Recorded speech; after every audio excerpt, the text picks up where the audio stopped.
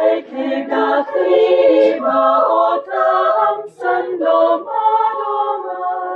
Dum la di la dum la di la dum la di la dum la di la dum la di la dum la di la dum la di la dum.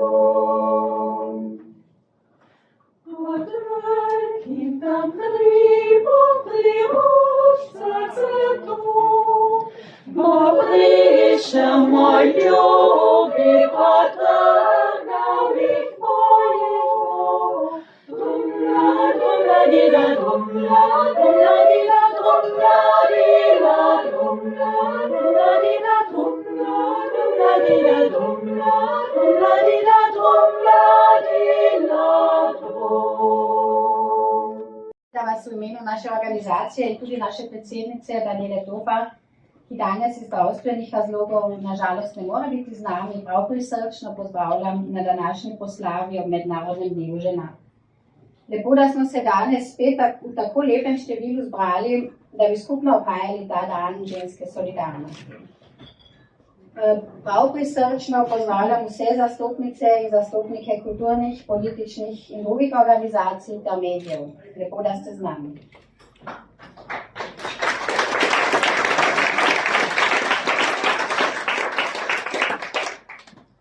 V letu 2025, ko obhajamo 80-letnico konca druge svetovne vojne, smo si za dan žena čisto zavestno izbrali občino, v kateri je živela tudi dolgoletna predsednica naše zveze Milena Gröblacher. Gröblacherjeva, ki se je vso življenje borila proti nepravičnosti in se zavzemala za mir in solidarnost med ljudmi, se je med drugo svetovno vojno, ko so nemška taborišča pregnali tudi koroške Slovence, pridružila uporniškem gibanju. Pod partizanskim imenom Vanja je opravljala kurirske naloge in pridobila mladino za upor proti nacizmu. Marca 1943 je bil ustanovljen prvi odbor antifašistične zveze Fronte žena, torej predhodnice današnje zveze slovenskih žena. Pred 80 leti pa so na deželnem sodišču v Gracu kot žrtve nacističnega pravosodja usmrtili 10 članov uporniške skupine Kefa, ki je bila med drugim aktivna tudi v Škocjanu. Med obglavljenimi 12. januarja 1945 so bili Terezija Mičej in hčerka Terezija Mičej, Jožef Očičak in njegova hčerka Elizabeta ter Ivan Klančnik. Če se danes prehajamo po Celovcu, bomo na fasadi deželnega arhiva zaznali sliko, ki je nastala v nizu risanja poti pozabe znanega koroškega umetnika Manfreda Bockelmanna. Gre tu za portret Terezije Mičej mlajše, ki je bila ob usmrtitvi stara komaj 22 let. Leta 2012 so v spomin na Terezijo Mičej starejšo in mlajšo na pokopališču v Šentvidu v Podjuni odkrili spominsko ploščo. Glavna pobudnica te spominske prireditve medtem rajna učiteljica Adele Poluk je dejala tedaj: Drža Terezije Mičej in njene hčerke Terezije naj nas opominja, pa tudi poziva, da prevzamemo odgovornost za družbeni razvoj, da zavrnemo vsakršno ponižanje, predvsem zaradi narodnostne pripadnosti. Le tako nam bo mogoče, da bomo živeli v miru in pravičnosti. To so besede, ki so v današnjem politično razburkanem času še kako važne. In če ostanemo še pri Mičejevih, Andrej Mičej, mož in oče obglavljenih žensk, je bil eden izmed ustanoviteljev katoliškega izobraževalnega društva Danica, današnjega slovenskega prosvetnega društva Danica, iz katerega so z nami dečle Danice, ki bodo poskrbele za lep pevski okvir današnje prireditve. In se vam že zdaj zahvaljujem. Poleg tega je danes med nami tudi gledališka igralka Lara Vovk, ki je skupno z Alino Cejhin, predsednico feminističnega kulturnega društva Barva, pripravila odlomek iz predstave Priti, oditi, ostati, ki je bila krstno uprizorjena že nekaj let nazaj, 2020 v Šentjakov.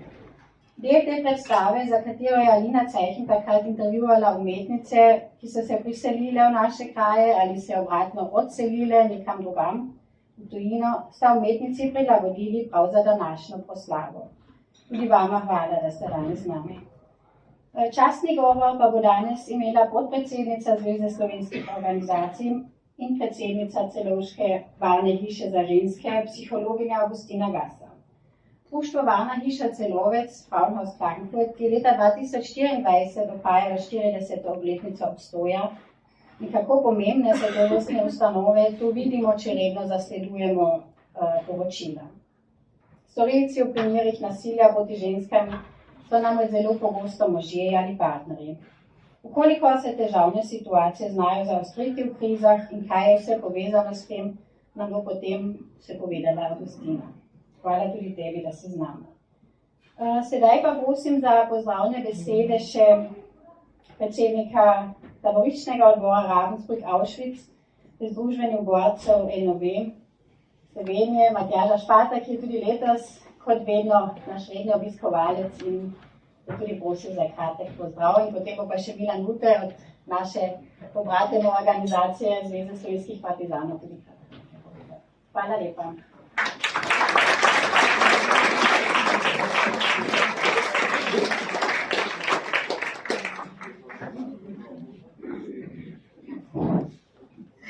Spoštovani podpredsednici, častna predsednica, drage ženske, spoštovani gostje, gospe in gospodje. Ponosen in počaščen sem, da vas lahko tudi letos na vašem obeleževanju 8. marca pozdravim v imenu Zveze združenj borcev za vrednote NOB Slovenije, v imenu taboriščnega odbora Ravensbrück-Auschwitz in v svojem imenu. Hvala za vaše povabilo in prisrčen pozdrav iz Slovenije. Še posebno smo ponosni na vas tukaj zbrane srčne in empatične koroške ženske, združene v Zvezi slovenskih žena, in neizmerno smo vam hvaležni za vaše plemenito poslanstvo. Zaradi stalnega boja za slovenski jezik, za dvojezično šolstvo, ženske pravice, za obče dobro in prizadevanja za na Koroškem. Vi polagate v zibko prečudovito slovensko besedo. Boj za pravice, jezik pa ni nikoli končan. Svojim zavedanjem, ustvarjalnim delom in modrostjo ohranjate slovenstvo. Hvaležen poklon vam, drage koroške ženske, saj narod brez jezika ni narod. Skupaj z vami ponosno negujemo spomin na naše hrabre predhodnice, na naše matere, babice, tete, sestre, ki so bile pripravljene žrtvovati življenje v boju proti fašizmu in nacizmu kot aktivistke, partizanke, interniranke, izgnanke. Slovenski narod, majhen po številu, a velik po dejanjih, je bil v času druge svetovne vojne obsojen na uničenje.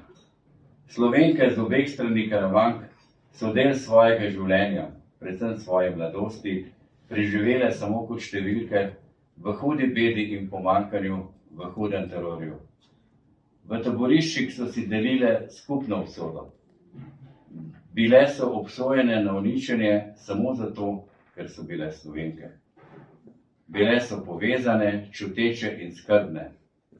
Zaradi dejanj tovarištva, solidarnosti, domoljubja in junaštva, ki so jih udejanjali v medsebojnih odnosih, so preživele grozote taborišč z edinim orožjem, ki so ga imele, to je življenjem, in ohranile slovenstvo in slovenski rod. Neizmerno smo ponosni nanje in zavezali smo se, da bomo ohranjali spomin na njihove vrednote in opominjali, da se kaj takega nikoli več ne ponovi. Ne pozabimo na Angelo Piskarnik, Marico Petnik, Ančko Kuper, Stanko Simoneti, Marto Ulič, Ivanko Špat in številne druge. Letos bomo s ponosom obeležili 80. obletnico konca druge svetovne vojne, zmage nad fašizmom in nacizmom in osvoboditve vseh koncentracijskih uničevalnih taborišč in se skupno slovensko delegacijo Zveze slovenskih žena in taboriščnega odbora Ravensbrück udeležili osrednje proslave v Ravensbrücku ter tako izpolnili dano obljubo našim tovarišicam in internirankam, da bomo z enakim žarom in elanom, kot so to udejanjale one, spominjali in opominjali slovensko in širško javnost, da se grozote vojne nikoli več ne ponovijo. Na naših srečanjih se žlahtna pojoča koroška slovenščina pomeša z narečji iz vse Slovenije.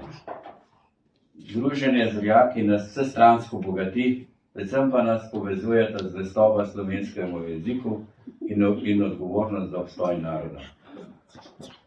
Z veseljem in ponosom se vsako leto odzovemo na vaše povabilo praznovanja 8. marca, mednarodnega praznika Dneva žena, praznika, ki ga tako svojsko in doživeto praznujete prav ve in to z razlogom.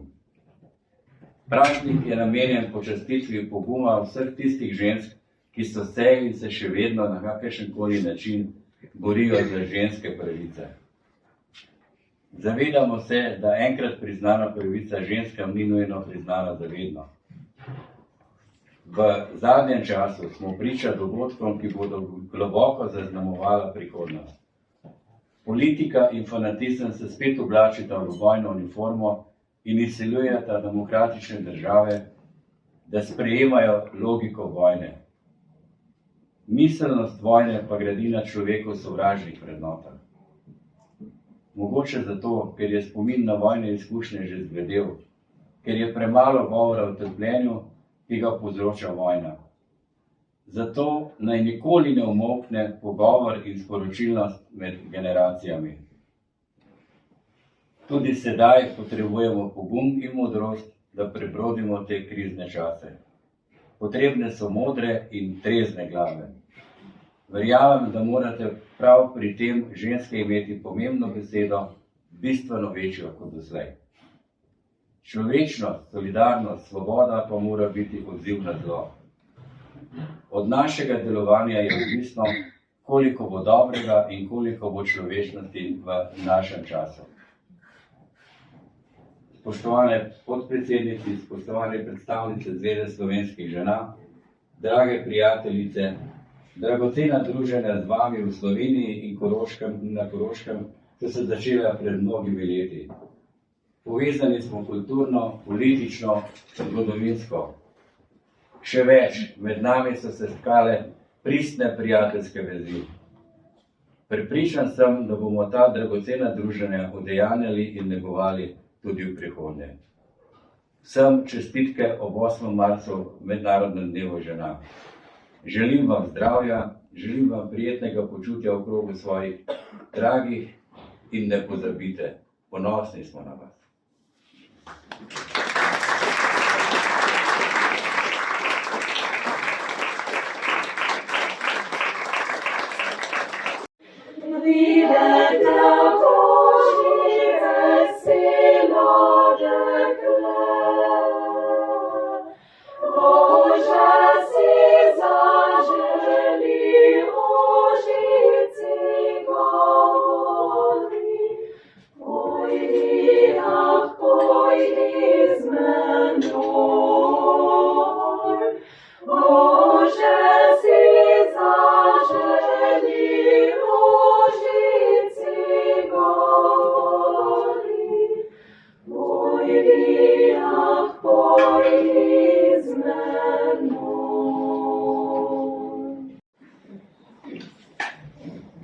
Dragi gospod podpredsednici, draga Julija, hvala za povabilo.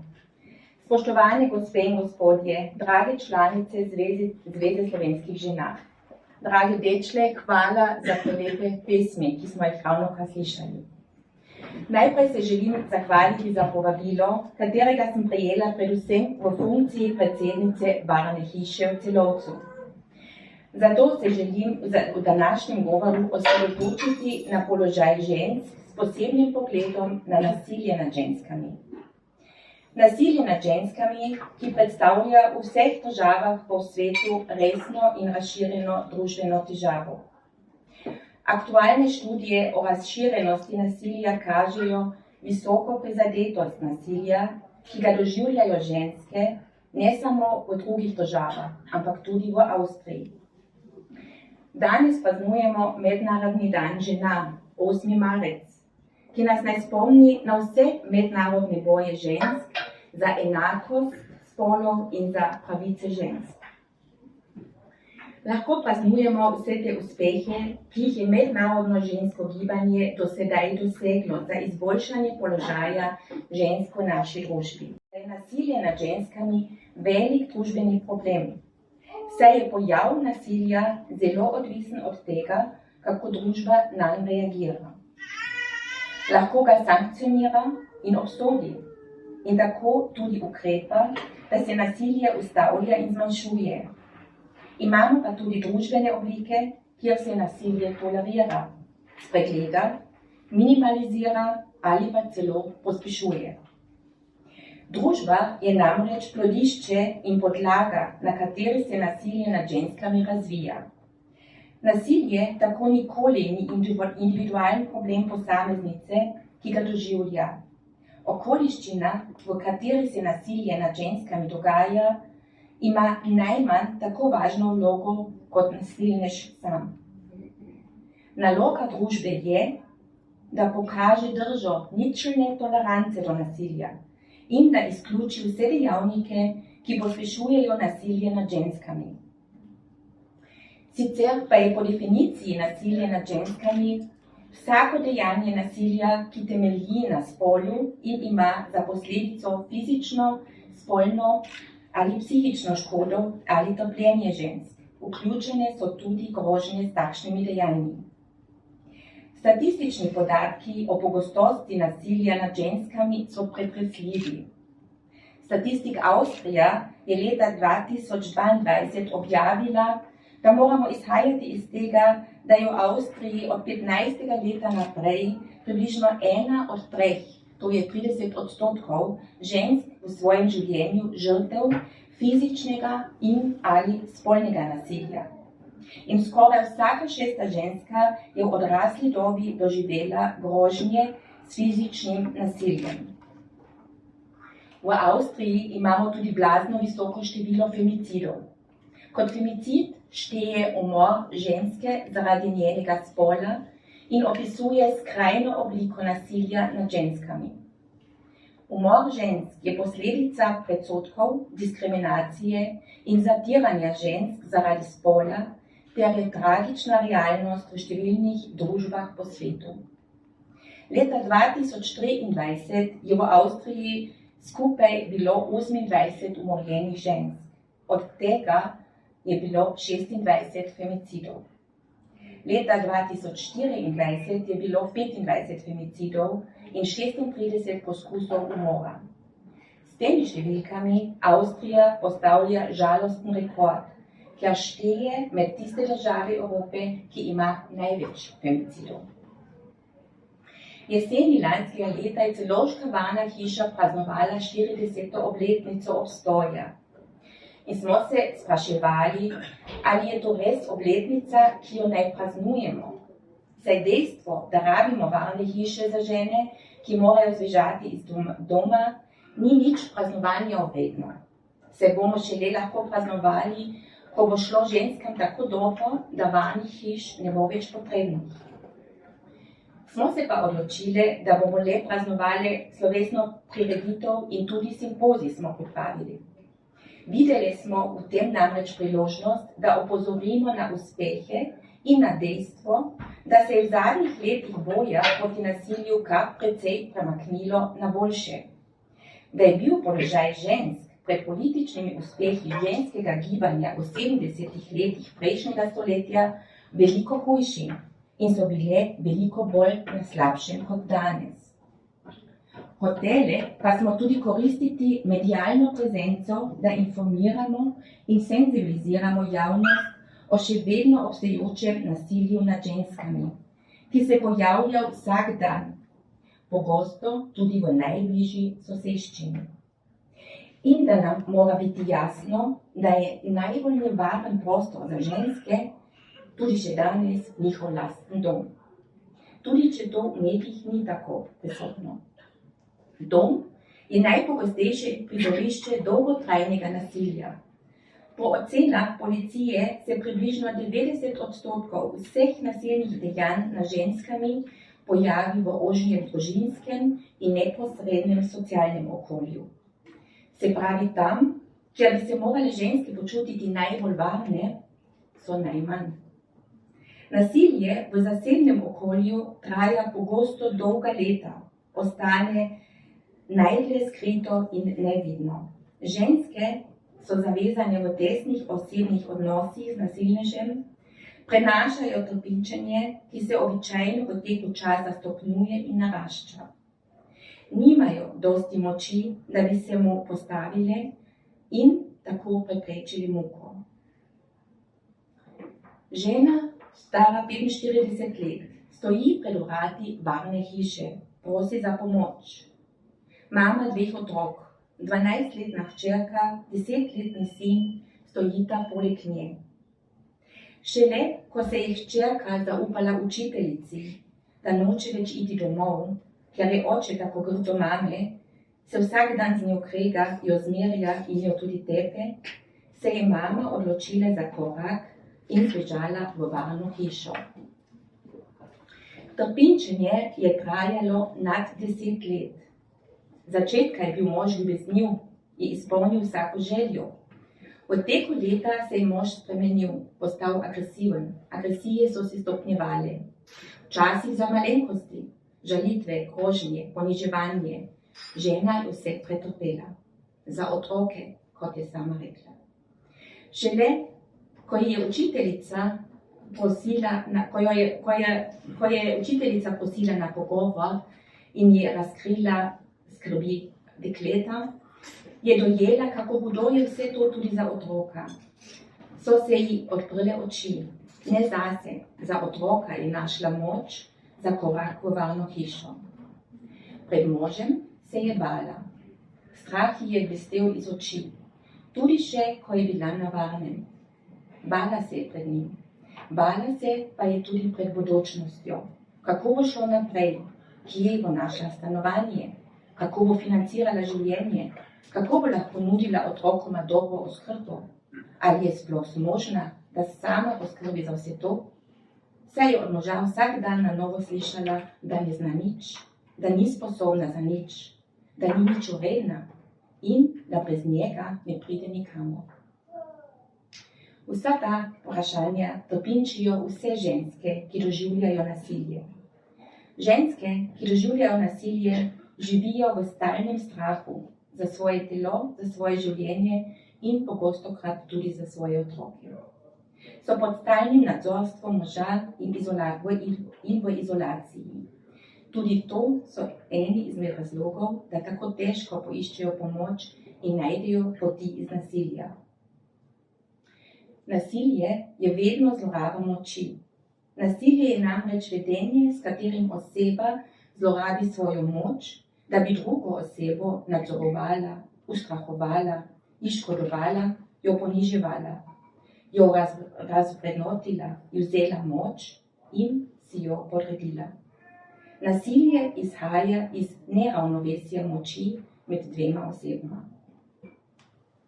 Poleg tega pa je nasilje vedno povezano s stereotipnimi predstavami o ženskah, moških in medsebojnih odnosih.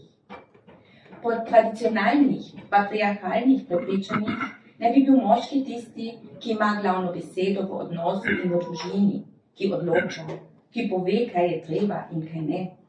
Se udejstvuje navzven, ki ne govori o svojih čustvih, ki je močan in pogumen in za vse težave rešuje sam. V patriarhalnih predstavah moškemu pripada tudi nadmoč nad ženo in skrajno, če žena ne ustreza predstava moškega, tudi uporaba nasilja. Ženska pa se naj po drugi strani prilagodi, podredi in se žrtvuje za moža in družino. Če je ženska vzgojena s takšnimi predstavami o svoji vlogi, bo veliko težje zapustila nasilnega partnerja. Nad 2500 žensk in nad 2600 otrok je našlo pomoč v varni hiši v Celovcu, odkar se je pred 40 leti na Koroškem odprla varna hiša za ženske in otroke. Vsaka od njih ima svojo individualno življenjsko zgodbo. Prizadete ženske so mlade, stare, imajo otroke, jih nimajo, so bolj ali manj izobražene, so ekonomsko bolj ali manj odvisne ali ne, so Avstrijke ali imajo migracijsko ozadje. Prihajajo iz vseh različnih družbenih slojev. nasilje nad ženskami najdemo vse posod. Vsem ženskam nasilja in da jim je vzelo doživeto nasilje samozavest in samopodobo. Da nimajo zaupanja v svoje sposobnosti in da imajo strah. Strah pred partnerjem in strah pred bodočnostjo. Pogostokrat pa imajo tudi že psihične in telesne poškodbe. Vsak dan z doživetim nasiljem je en dan preveč. Zato je tako pomembno, da se javno zavzamemo za pravice žensk in zavzamemo jasno stališče do nasilja. Z geslom ničelna toleranca do nasilja nad ženskami. Prav v duhu ženskega gibanja za osvoboditev žensk. Zavedajoč se, da se je treba za priborjene pravice zavzemati vsak dan na novo. Zgodovina in tudi politični razvoj v drugih državah nam kažejo, kako hitro se lahko spremeni politični in družbeni vega in se pridobljene pravice spet odstranijo. Kratek pogled v Afganistan, kjer so žene izgubile tako rekoč čez noč vse pravice, naj nam so v opozorilo. A tudi pri nas je bil boj za pravice žensk zelo potreben.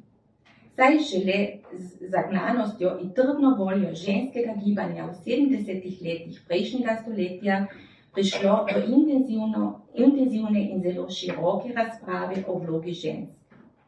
Razprava o njihovem položaju v družini, na delovnem mestu in v družbi ter o pravici žensk do samoodločanja o svojem telesu.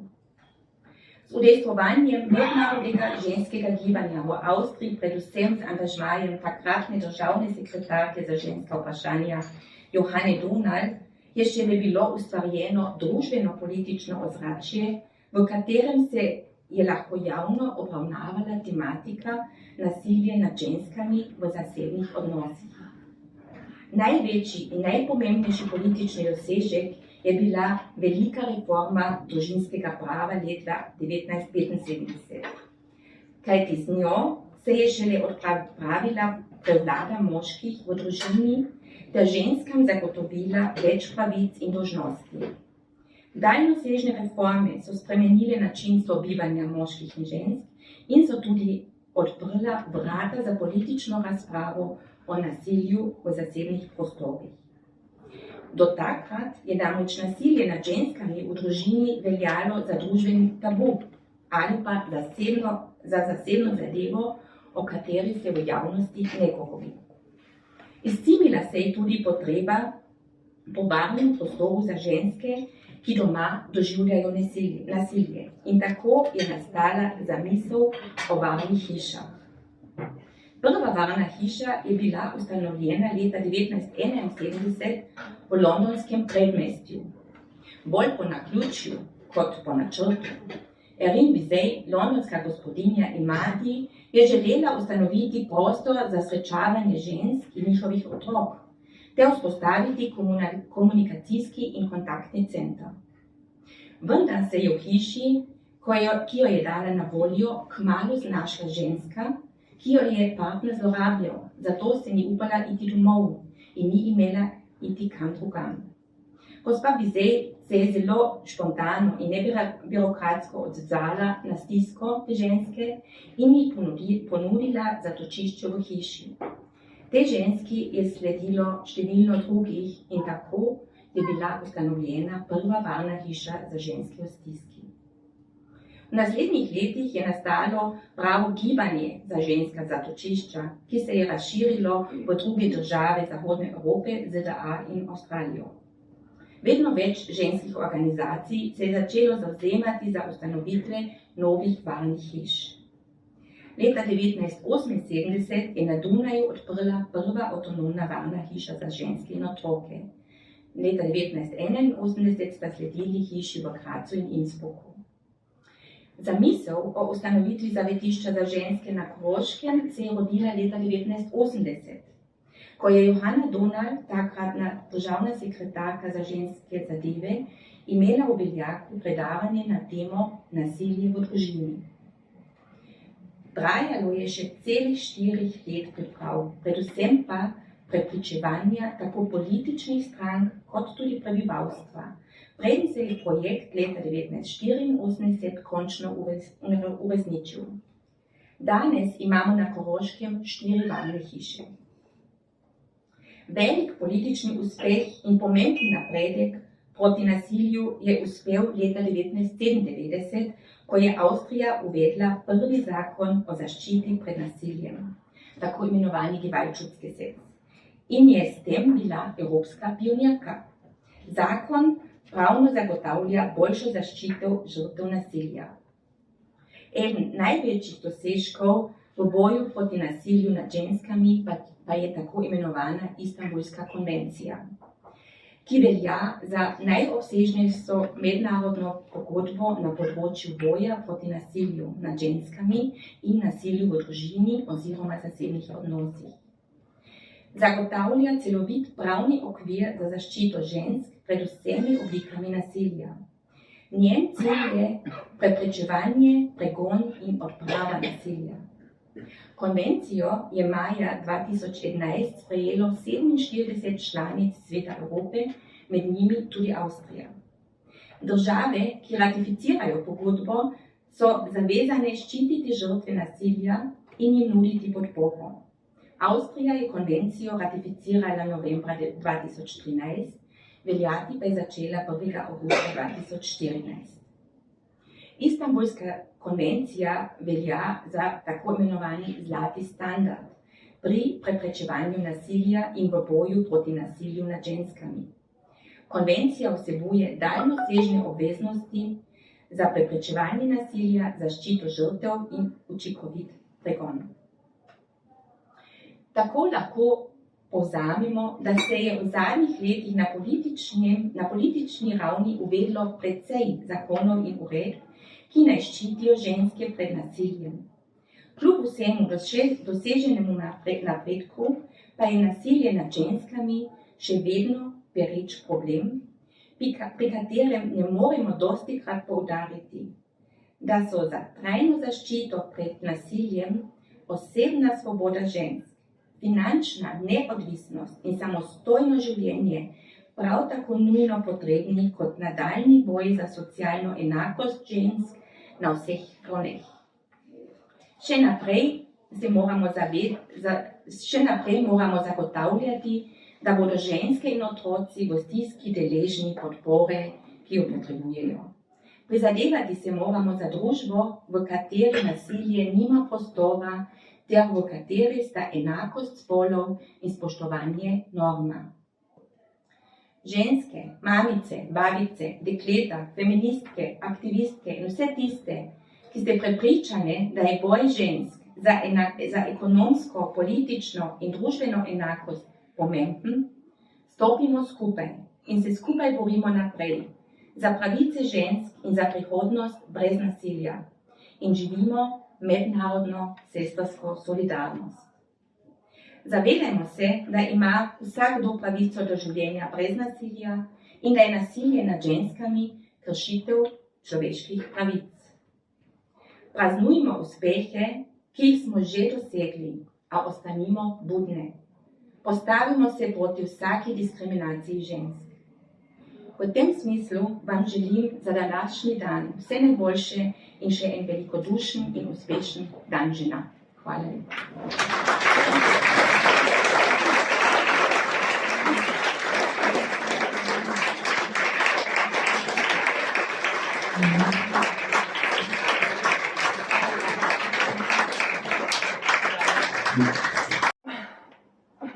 Ampak vseeno, zato se jaz sploh ne gre. Pa saj iščem samo ta en trenutek,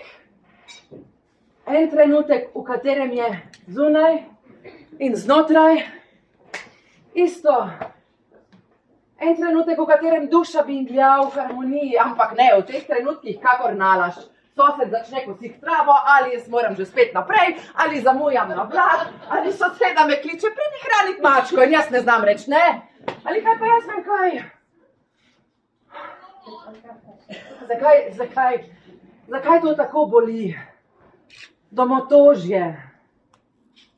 Zakaj je to povezano z bolečino? Saj sem se odločila, da bom odšla. Ampak ne, nekaj mi potem manjka tam, ker sem. In če sem spet tu, hočem spet stran, pa saj to nima nobenega smisla. Ali...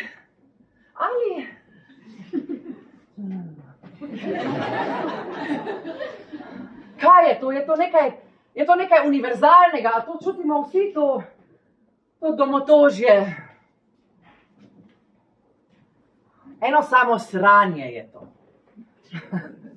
Ampak, je kot se s tem ukvarjaš, hujše postane, toliko emocij se poraja. Jeza, bes, žalost, panični napadi, mama drži, pa božaj me, hrepenenje.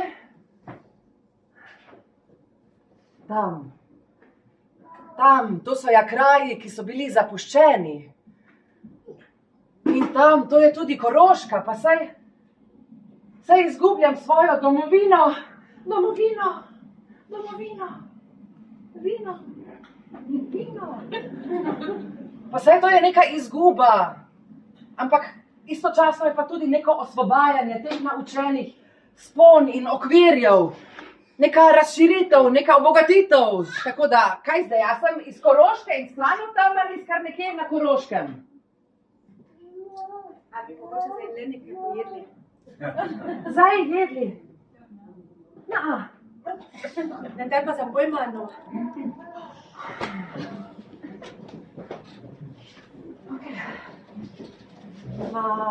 Čez jezero, mal čez mejnico, mal čez mejnico,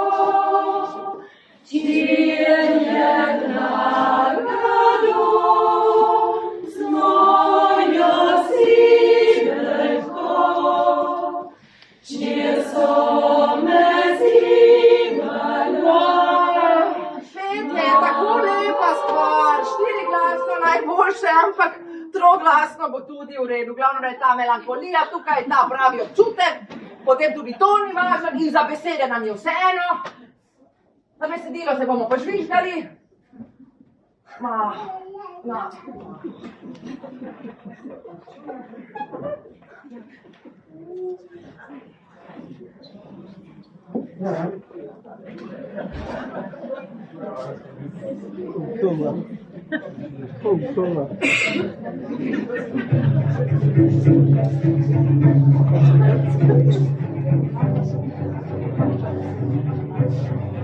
Okay.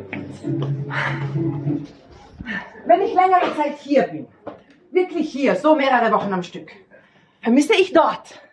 Wenn ich längere Zeit dort bin, wirklich dort, mehrere Wochen am Stück, vermisse ich hier. Nach einer längeren Zeit vermisse ich einfach genau diese dreckigen Straßen dort und diese Anonymität, ich kann herumlaufen, wie ich will und niemand wird irgendetwas sagen. Einfach dieses klassische Stadtgefühl von, ich bin da mittendrin und ich mache meinen Weg und... Aber egal, darum geht es ja gar nicht. Ich suche doch nur nach diesem einen Moment. Ein Moment, in dem die Seele in Einklang baumelt. Ein Moment, in dem drinnen und draußen einfach gleich sind. Aber nein, in diesen Momenten fängt prinzipiell mal der Nachbar zum Rasenmähen an oder ich muss wieder weiter oder ich habe den Zug verpasst oder die Nachbarin ruft mich an, komm die Katze füttern und ich kann nicht nein sagen oder was weiß ich was. Warum tut das so weh? Heimweh. Warum muss das mit Schmerz verbunden sein? Ich meine, ich habe mich doch entschieden wegzugehen. Aber irgendwas fehlt mir dann dort, wo ich bin. Und wenn ich wieder hier bin, dann will ich wieder weg. Ich meine, das macht doch alles keinen Sinn, oder? Oder?